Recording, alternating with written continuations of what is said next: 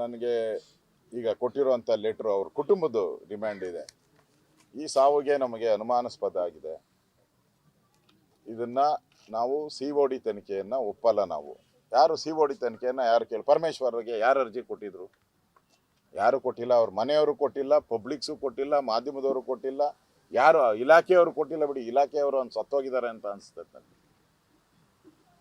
ಅವರೇ ಕೊಡಬೇಕಾಯ್ತು. ಯಾಕಂದ್ರೆ ನಮ್ಮ ಇಲಾಖೆಯಲ್ಲಿ ನಾಳೆ ನನಗೂ ಆತೈತೆ ಅಂತ ಅವ್ರ ಜ್ಞಾನ ಇದ್ದಿದ್ರೆ ಇಲಾಖೆಯವ್ರಿಗೆ ಕೊಡಬೇಕಾಯ್ತು, ಅವರೇ ಕೊಡಬೇಕಾಯ್ತು. ಅವರು ಕೊಟ್ಟಿಲ್ಲ. ಅದರಿಂದ ಇದನ್ನು ನಾವ್ಯಾರು CID ತನಿಖೆ ಕೇಳಿಲ್ಲ. ಇದು CBI ತನಿಖೆ ಆಗಬೇಕು. ಇದು ಭ್ರಷ್ಟಾಚಾರ. ಇದು 30 ಲಕ್ಷ ಕೇಳಿರುವಂಥದ್ದು. ಈ PSI ಟ್ರಾನ್ಸ್ಫರ್ಗೆ 35 ಲಕ್ಷ ಕೇಳಿರುವಂಥದ್ದು. ಇದು ಪ್ರೂವ್ ಆಗಬೇಕು. ಅದರಿಂದ CBI ತನಿಖೆ ಆದರೆ ಮಾತ್ರ ಇದರಲ್ಲಿ ನ್ಯಾಯ ಸಿಗುತ್ತೆ ಅಂತ ಅವ್ರ ಕುಟುಂಬದವರು ಕೇಳಿದ್ದಾರೆ. ಉಳಿದಂಥದ್ದು ಬೇರೆ ಬೇರೆ ಕೇಳಿದ್ದಾರೆ. ಅವ್ರಿಗೆ ನೌಕರಿ ಕೊಡಬೇಕು, ಇದೆಲ್ಲನೂ ಕೇಳಿದ್ದಾರೆ. ಮತ್ತು ಹೇಳಿ. ಈಗ ಪ್ರಕರಣ ದಾಖಲಿಸಲಿಕ್ಕೆ 16 ಗಂಟೆ ಆಯಿತು. ಪ್ರಕರಣ ದಾಖಲು ಮಾಡಬೇಕು. ಇನ್ನೂವರೆಗೂ ಕೂಡ ಅವರ ತಂದೆ ಮಗ ಇಬ್ಬರು ಅಬ್ಸ್ಕ್ಯಾಂಡ್ ಆಗಿದ್ದಾರೆ. ಅವ್ರು ಅರೆಸ್ಟ್ ಮಾಡುವಂಥದ್ದಾಗಿಲ್ಲ. ಒಬ್ರು MLA ಮತ್ತು ಅವ್ರ ಪುತ್ರನ ಅರೆಸ್ಟ್ ಮಾಡುವಂಥದ್ದು ಸರ್ಕಾರಕ್ಕೆ ಅಷ್ಟು ಕಷ್ಟ ಆಗ್ತದೆ ಅಂತ. ಅಲ್ಲ, ನೀವು ಅವ್ರಿಗೆ ನೀವು ಬೇಜಾರು ಮಾಡ್ಕೊಂಡಿಲ್ಲ ಅಂದ್ರೆ ಒಂದು ಮಾತು ಹೇಳ್ತೀನಿ.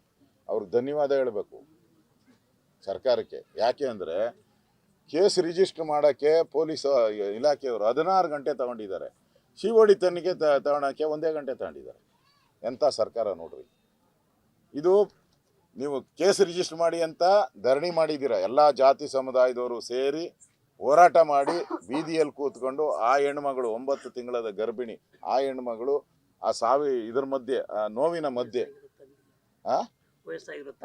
ವಯಸ್ಸಾಗಿರೋ ತಂದೆ, ಅವರ ಎಲ್ಲರೂ ಕುಟುಂಬ, ಅದಕ್ಕಿಂತ ಜನ 16 ಗಂಟೆ ನೀವು ಹೇಳ್ದಂಗೆ 16 ಗಂಟೆ ಕೂತಿದ್ದಾರೆ. ಕ್ಯಾರೆ ಅನ್ನಲಿಲ್ಲ.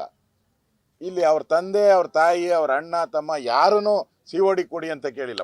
ಪಟ್ ಅಂತ ಹೇಳ್ಬಿಟ್ಟು ನೀವು 1 ಗಂಟೆಗೆ ತನಿಖೆ ಕೊಡ್ತೀರಲ್ಲ. ಯಾಕೆ ಇದುವರೆಗೂ COD ಇದೆಲ್ಲ ಏನು ಮಾಡಿದ್ದಾರೆ ಹೇಳಿ? ಅವ್ರು ಕೊಟ್ಟದ್ದೆಲ್ಲ ಏನು ಕೊಡೋದು? ಎಲ್ಲ ಕೊಡ್ತಾ ಇದ್ದಾರೆ. ಅವರು ಸಿಕ್ಕಿದ್ದೆಲ್ಲ ಕೊಟ್ಟಿದ್ದಾರೆ. ಕೊಟ್ಟಿರೋದೆಲ್ಲ ಏನಾನು ಈಚೆಗೆ ಬಂದಿದೆಯಾ? ಏನು ಬಂದಿಲ್ಲ. ಅಂದರೆ ನೀವು ಫರ್ದರ್ ಇದನ್ನು ಇವ್ರ ಮನೆಯವರು CBI ತನಿಖೆ ಕೇಳ್ತಾರೆ ಅನ್ನೋದು ಅವ್ರಿಗೆ ಮೊದಲೇ ಜ್ಞಾನೋದಯ ಇದೆ ಅವ್ರಿಗೆ.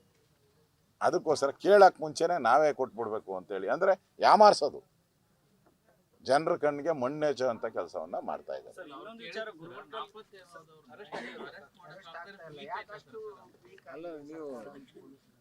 ಅಲ್ಲ, ಈಗ ಕೇಸ್ ದಾಖಲೆ ಮಾಡೋಕ್ಕೆ 16 ಗಂಟೆ ಅಂತಾರೆ. ಯಾರ್ಯಾರು ಇನ್ಫ್ಲೂಯೆನ್ಸ್ ಮಾಡಿರ್ತಾರೆ?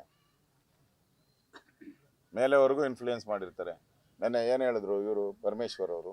ಮುಖ್ಯಮಂತ್ರಿಗಳ ಜೊತೆ ಚರ್ಚೆ ಮಾಡಿದ್ದೀನಿ ಅಂದರು ಈ ವಿಚಾರವಾಗಿ ಸಂಬಂಧಪಟ್ಟಂತೆ. ಅಂದರೆ ಅಲ್ಲಿವರೆಗೂ ಹೋಗಿದೆಯಲ್ಲ ಸುದ್ದಿ. ಸಿದ್ದರಾಮಯ್ಯನವ್ರು ಏನೇಂದಿರ್ಬೇಕು? ಏನಪ್ಪ ಬರೀ ದಲಿತರೇ ಬತ್ತೈತೆ, ಬೇಗ ಏನಾನ ಕ್ರಮ ತೆಗೆದುಕೋ ಅಂತ ಹೇಳಿರ್ಬೇಕನ್ನ. ಮೋಸ್ಟ್ಲಿ COD ಕೊಟ್ಬಿಡು, ಇಲ್ಲಾಂದರೆ ಮೈ ಮೇಲೆ ಬರುತ್ತೆ. ಇದೂ ಹೆಂಗೆ ಇದು ಬಂತಲ್ಲ, ಯಾವುದೋ ವಾಲ್ಮೀಕಿ ಹಗರಣ ಬಂತು 178 ಕೋಟಿ. ಇಲ್ಲಿ ಮೂಡಾದು ಅದೇ ದಲಿತರ ಜಮೀನು ನುಂಗಿರು, ಇದೂ ಅದೇ ನಮ್ಮ ತಲೆಗೆ ಬಂದ್ಬಿಡ್ತತೆ. ಬೇಗ ಕೊಡು ಅಂತೇಳಿ CODಗೆ ಕೊಟ್ಟು ಜಾರ್ಗಣಕ್ಕೆ ಮಾಡಿರುವಂಥದ್ದು ಅಂತ ಅನಿಸ್ತೈತೆ. ವರ್ಗಾವಣೆ ವಿಚಾರವನ್ನ ಕಲಬುರಗಿ ಉಸ್ತುವಾರಿ ಸಚಿವರ ಅಣತಿಯಲ್ಲಿ ನಡೆಯುತ್ತೆ ಶಾಸಕರು ಹೇಳಿದ್ದಾರೆ. ಯಾರವರು? ಅಲ್ಲ, ಈಗ ಅದೆಲ್ಲ ಹೇಳಿದ್ರೆ ನೀವು ದಾಖಲೆ ಕೇಳ್ತೀರಾ, ನನ್ನೇ ಪ್ರಶ್ನೆ ಕೇಳ್ತೀರಾ. ಅದಕ್ಕೆ ಕೇಳಲ್ಲ ಅಂದ್ರೆ ಹೇಳ್ತೀನಿ. ಕಳೆದ ಬಾರಿ ಇವ್ರು ಅಲ್ಲಿಗೆ ಹೋಗಿದ್ರಲ್ಲ, ಅವಾಗ ಅಲ್ಲಿಂದನೇ ಎಲ್ಲ ಇನ್ಫ್ಲೂಯೆನ್ಸ್ ಆಗಿ ಇವ್ರು ಹಾಕ್ಕೊಂಡಿರೋದು. ಅವಾಗ ಏನೇನಾಗಿತ್ತು ಅಂತ ನಾನು ಹೇಳಲ್ಲ. ಕೇಳಿದ ತಿರ್ಗಿ ದಾಖಲೆ ಕೇಳ್ತೀರ ನೀವು. ಅಲ್ಲಿ ಏನೇನು ಅವಾಗ ಕೊಟ್ಟಿದ್ರು ಬಿಟ್ಟಿದ್ರು ಅದೆಲ್ಲ ಅದಾಗಿನೇ ಇಲ್ಲಿಗೆ ಬಂದಿರೋದು ಅವರು. ಅದಾದಮೇಲೆ 7 ತಿಂಗಳಿಗೆ ಅಲ್ಲಿಂದ ಎತ್ತಂಗಡಿ ಮಾಡೋಕ್ಕೆ ಇಲ್ಲಿನ MLA ಈ ಸರಿ ಒತ್ತಡ ಹಾಕಿ ಮಾಡಿರೋದು. ಅದರಿಂದ ಇದು ಜಿಲ್ಲಾ ಮಂತ್ರಿಗಳಿಗೆ ಗೊತ್ತಿಲ್ದಿರ ಈ ಟ್ರಾನ್ಸ್ಫರ್ ಅಲ್ಲ, ಹಿಂದೆ ಆಗಿರೋ ಟ್ರಾನ್ಸ್ಫರು ಜಿಲ್ಲಾ ಮಂತ್ರಿಗೆ ಗೊತ್ತೇ ಆಗಿರೋದು ಟ್ರಾನ್ಸ್ಫರ್.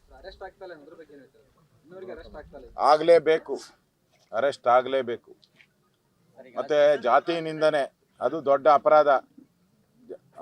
ದಲಿತರ ಬಗ್ಗೆ ದೊಡ್ಡ ಭಾಷಣ ಮಾಡೋದಲ್ಲ. ಅನುಕ್ಷಣದ ಸುದ್ದಿಗಳಿಗಾಗಿ ವಿಸ್ತಾರ ನ್ಯೂಸ್ ಯೂಟ್ಯೂಬ್ ಚಾನೆಲ್ ಸಬ್ಸ್ಕ್ರೈಬ್ ಮಾಡಿ.